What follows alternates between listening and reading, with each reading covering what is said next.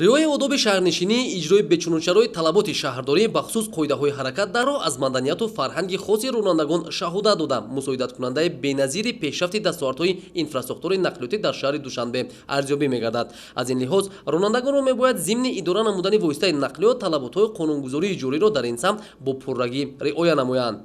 таҳлилҳои фаъолияти корӣ, амалия ва санҷишҳои гузаронидашудаи раёсати вазорати корҳои дохилӣ дар шаҳри Душанбе нишон медиҳад, ки вақтҳои охир сигналҳои махсус ва нурафшон барои воситаҳои нақлиёт бархилофи талаботи қарори ҳукумати ҷумҳурии Тоҷикистон аз 5 декабри соли 2013 таҳти рақами 580 аз тарафи шахсони ҳуқуқӣ ва шахсони воқеӣ ба қаламрави ҷумҳурии Тоҷикистон ворид карда шуда. Чунин таҷҳизотҳои ғайристандартӣ ба бозорҳои дохилии кишвар роҳ ёфта дар савдои озод қарор доранд. Бояд қайд намуд, ки сигналҳои махсус ва нурафшон барои воситаҳои нақлиёт бар рӯйхати номгӯи молҳое, ки содирот, воридот ва транзити онҳо бо қарори ҳукумати ҷумҳурии Тоҷикистон амалӣ карда мешаванд, дохил мешавад. дар доираи баргузории амалиёти шартии чароғаки шӯлавар аз ҷониби милитсияи пойтахт муайян карда шуд, ки як қатор тоҷирону савдогарони бозорҳои пойтахт ба таври озод ба воридоту фурӯши ғайриқонунии таҷҳизоти тибқи қарори ҳукумати ҷумҳурии Тоҷикистон манъ гардида машғул буданд. Бо ин роҳ заминаи мусоидро барои насби чунин таҷҳизот ба шаҳрвандони оддӣ, махсусан ронандагони воситаҳои нақлиёти хусусӣ фароҳам меоранд.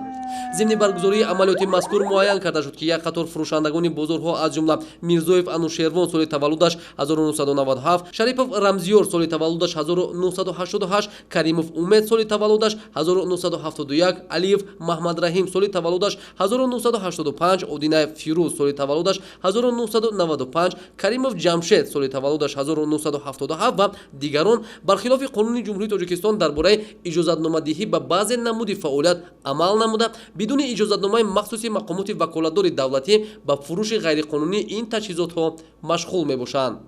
дар маҷмӯъ аз онҳо 52 адад асбоби чароғаки шӯлавари рангҳои гуногун ва 21 адад асбобҳои садодиҳандаи махсус дарёфту мусодира шуданд.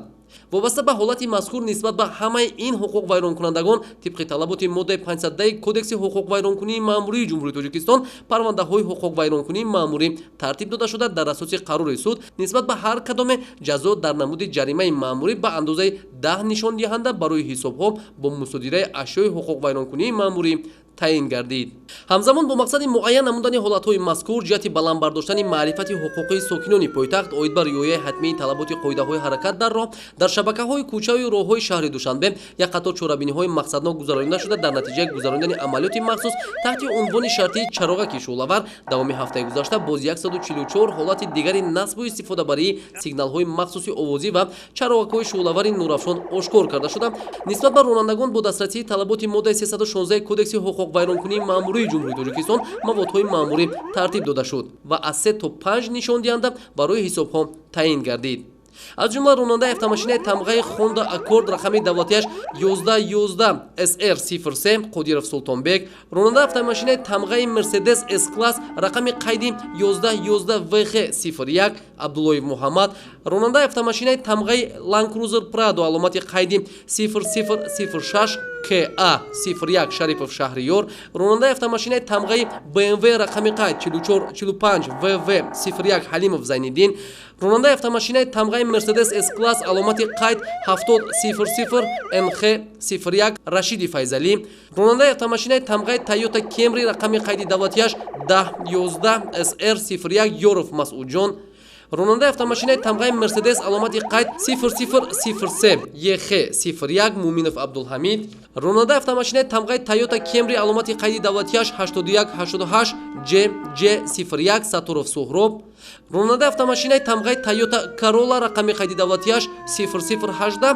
NR01 Саидов Ромис ва дигарон дастрас гардиданд. дар доираи баргузории амалиёти чароғаки шӯлавар, ки аз 1 июн инҷониб гузаронида шуда истодааст, роҳбарияти раёсати вазорати корҳои дохилӣ дар шаҳри Душанбе аз ҳама ронандагони воситаҳои нақлиёт хоҳиш менамояд, ки аз истифодабарии ҳар гуна таҷҳизотҳои ғайристандартӣ худдорӣ намуда талаботҳои қоидаҳои ҳаракат дар роҳро ба пуррагӣ риоя намоянд.